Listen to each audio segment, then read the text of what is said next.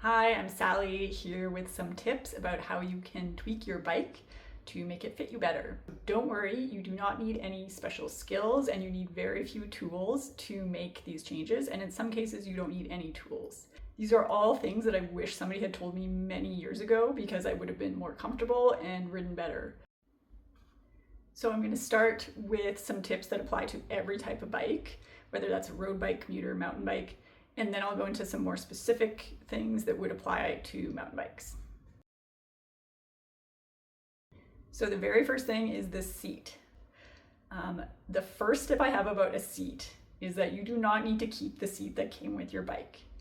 If you are finding it uncomfortable, and at first, if you haven't ridden a bike, if you're not used to riding a bike, it's going to be uncomfortable. But if it remains uncomfortable after a few weeks of riding somewhat regularly, even just once a week, usually should do it. If it's still uncomfortable, consider going to your bike shop and replacing the seat. So they will have a variety of seats on sale. They might be able to fit you to one. But the other thing you can do that's really cheap, it might not work, but it's worth a try, is just ask them for a seat that somebody has left there that came stock with a bike, because a lot of people buy bikes and they immediately get the seat changed out before they even pick up the bike. And so the bike shops often have a whole bunch of stock seats just floating around, and they're often willing to sell them. I bought one for $10 once, and it was a huge improvement over the awful seat that I'd been putting up with for like 15 years. I really wish I had spent that $10 earlier. So that's an easy thing to try first if you're not willing to make the investment in a seat that is fitted right to you. The second thing you can do about your seat, and I only recently learned this one, I don't know why I was so clueless about it before, you can change the angle of your seat, and it's not that hard. There's lots of videos out there, so I won't give you an in-depth demonstration, but you unscrew underneath one of the screws. So if you're just finding it's rubbing too much in the front, or all of your weight is right at the back, you simply would unscrew the one that you want to be higher up, and then you would tighten up the side that you want to be lower. And it can just be a very small adjustment. You just need one of these tools. I really recommend trying that as well if you're having problems with your seat. The height of your seat. A lot of people keep their seats too low, especially if they're casual riders. Make sure that it's high enough that your leg is pretty close to straight. It's going to make it a lot easier to get some power into your pedals. It's also just going to be a lot more comfortable for your knees because they won't have to bend so deeply as you're cycling. The next thing I would say is your tires. So the air pressure in your tires depends on what kind of terrain you're riding and why. For a mountain bike, you do not want very much pressure in your tires. And something that I really notice is every single time I bring mine to the shop, it comes out with way too high tire pressure.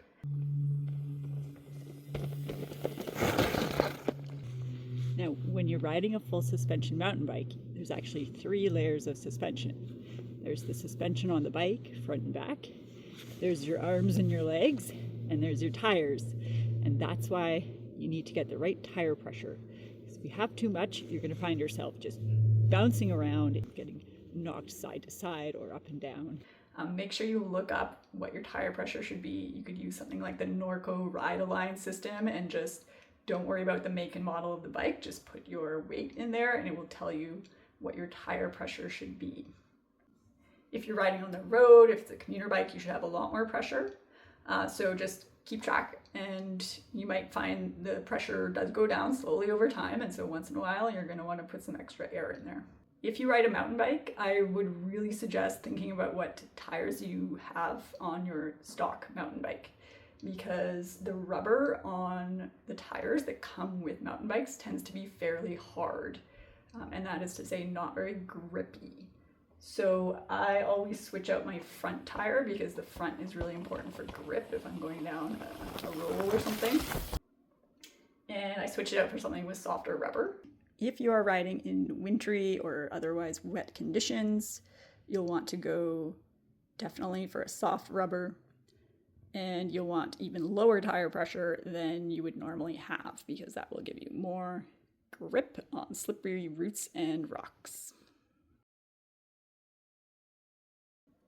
Brakes. Not everybody has a preference about what type of brake pads they like. They're made out of different materials and they respond differently.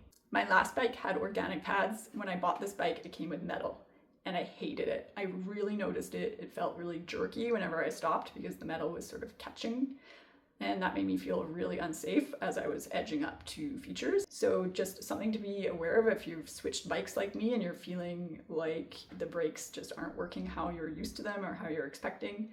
You might want to consider what type of brake pads are on there and whether you want to switch them so that you have a consistent feel. So there are some simple adjustments you could make to what we call the cockpit to make your bike fit better for you. If you have a flat bar bike of any type, you might want to consider upgrading your handlebar grips. Sometimes these stock grips aren't very good. Sometimes they're just sticky and gross. I like these thicker ones, even though I have small hands, because I actually think it's easier to hold on to something that's a bit thicker than a little skinny handlebar grip. Something you can also consider is getting a grip that is shorter.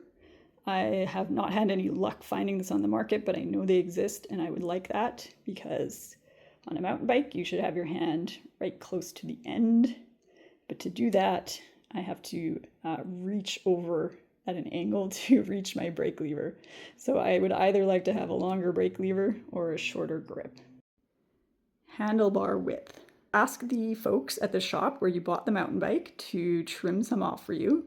Start small and then get them to trim a little bit extra until you feel like it's the right amount.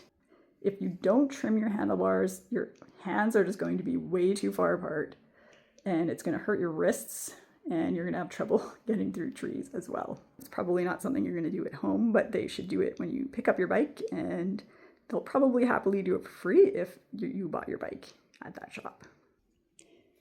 Another adjustment is to consider the angle and the position of your gear shifters. So let's say you're finding this is too hard to reach. You can just simply unscrew this a little bit, twist it around so that your thumb can reach it more easily. I have smaller hands than the typical rider of this bike, and so I had to move these all the way up to the edge of my handlebar grip instead of having them down here, because then I would have had to reach too far with my thumb in that direction. And again, that's a really simple adjustment. You would just unscrew this, slide it up or down, and screw it back up again. The second thing to consider is the angle of the lever. So you could rotate it around so that the lever is more down here, or you could rotate it up so that the lever is more horizontal with the bar. And that's easy to do, again, just by unscrewing this and spinning it in the direction that you want. So the reason this is important is when you encounter features like this on the trail, if you're going up, you're going to need to boost your handlebars up and over this. If you're coming down, you're going to want to push them down as you go down. And you can't do that if your wrists are turned around like this, because trying to control a set of handlebars in this position is going to be really, really hard. And this happened to me because my bike was set up with the brakes too far down, and I was really struggling with why I couldn't seem to control the front end of my bike. So if you're feeling the same, just try rotating your brake levers so they're a little bit higher up. And that's going to change the angle of your wrist and probably give you a lot more strength and control over those handlebars. So that's just a hot tip that I learned the hard way. It took me a few months of riding with my new bike before I realized why I was really, really struggling with controlling that front end of my bike. And I think the reason that it was set up that way is because it was set up for somebody with man's hands that are a lot bigger than mine. And so it made more sense that the handlebar levers were further down because their fingers can reach further down than mine. On the other hand, you don't want them too high up because trying to control your handlebars this way is going to be equally challenging. You need those angles just right. Another relatively simple adjustment is to change the angle of your lever.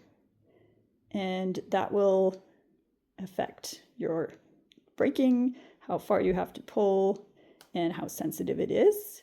but there are lots of videos online. It might depend on your specific bike, but it will involve just making a couple turns with a hex tool to adjust that angle. Stem length. So these spacers have been moved from underneath to above. Now, depending on your height and so forth, your bike shop might have a suggestion about what would be most suitable for you. This is something you can also do at home. It is a little bit more labor intensive because you have to make sure to get the front part of your bike on straight, but I did it myself and it wasn't that hard. And what you can do is you could start with it at the top and then you could just drop it down a couple and just see how that feels. Go on a couple of rides and decide if you want to fine tune it a little bit more from there. Suspension. So this is obviously specific to mountain bikes. You'll want to make sure that the suspension is set up for you. So if you're lighter, you're going to need less air in there. If you're buying a mountain bike, a new mountain bike, then I would suggest that you figure out what you want that pressure to be like, or you go in there when you pick it up and you ask them to set up the pressure so that it's suitable for you. If you're looking for an easy upgrade that you can do yourself, it might be replacing your pedals. So if you use flats, most flats are quite thick. They do make a thinner type of flat, which means you're going to get less pedal strikes. Taking on and off your pedals can be done at home unless they've really seized on there tight, but you could buy a pedal wrench, and in some cases you just need a hex tool on the inside of your pedal there. But either way, make sure that you unscrew them the correct way and screw them back in. One of your pedals will actually screw and unscrew the opposite way as normal.